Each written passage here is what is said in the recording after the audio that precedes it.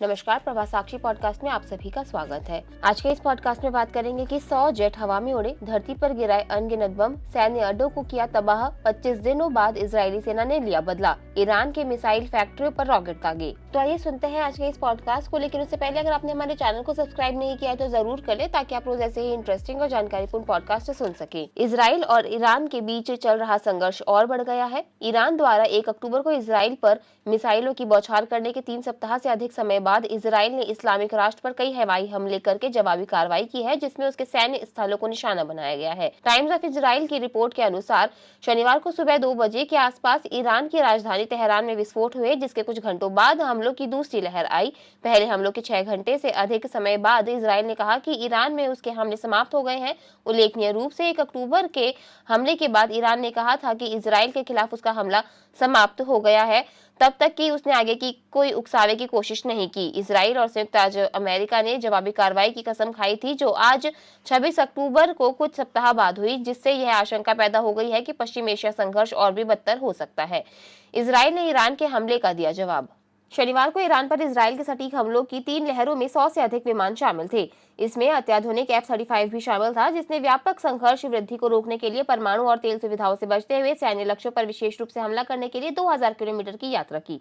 Media रिपोर्टों के अनुसार इजरायली सेना ने व्यापक संघर्ष वृद्धि को रोकने के लिए परमाणु और तेल सुविधाओं से बचते हुए सैन्य लक्ष्यों पर सख्ती से ध्यान केंद्रित किया। हालांकि हाई अलर्ट बना हुआ है, क्योंकि इजराइल को संभावित जवाबी कार्रवाई की आशंका है, और वह भी सिर्फ ईरान से नहीं। इजरायली हमलों ने इलाम, खुजेस्तान और तेहरान प्रांतों में सैन्य ठिकानों को निशाना बनाया।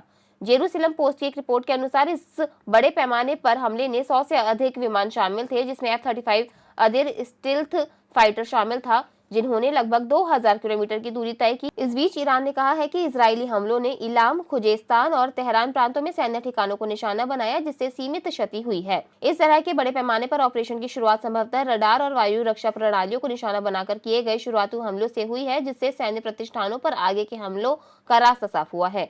इससे पहले सीरिया में एक समन्वित हमले ने इसी तरह के खतरों को समाप्त कर दिया था, जिससे ईरान को इजराइल के इरादों के बारे में जानकारी नहीं मिल पाई थी।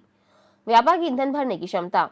इस तरह की लंबी दूरी के हमलों के लिए व्यापक ईंधन भरने की क्षमता की आवश्यकता होती है, और 669 बचाव इकाई को हाई अलर्ट पर रखा जाता है। IDF अब ईरान, इराक, यमन, सीरिया और लेबनान में संभावित प्रतिक्रियाओं पर सतर्कता से नजर रख रहा है और संभावित जवाबी कार्रवाइयों की एक श्रृंखला के लिए तैयारी कर रहा है। बेस लोकेशन से ऑपरेशन।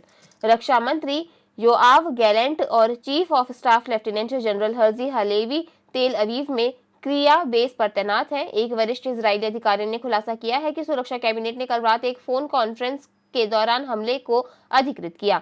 IDF प्रवक्ता एडम डैनियल हैगरी ने कहा कि IDF आक्रामक और रक्षात्मक दोनों तरह के ऑपरेशन के लिए पूरी तरह से सुसज्जित है। ईरान और उसके प्रॉक्सी पर बारीकी से नजर रख रहा है। उन्होंने पुष्टि की है कि इस समय होम फ्रंट कमांड के दिशा निर्देशों में कोई बदलाव नहीं है। हम होम फ्रंट कमांड के दिशा निर्देशों के साथ निरंतर सतर्कता और अनुपालन का आग्रह करते हैं। अगर कोई बदलाव होता है तो तुरंत अपडेट प्रदान किए जाएंगे। आज के लिए इतना ही। अगले पॉडकास्ट में किसी और मुद्दे पर देंगे आपको विस्तृत जानकारी। तब तक के लिए जुड़े रहे प्रभा साक्षी के साथ।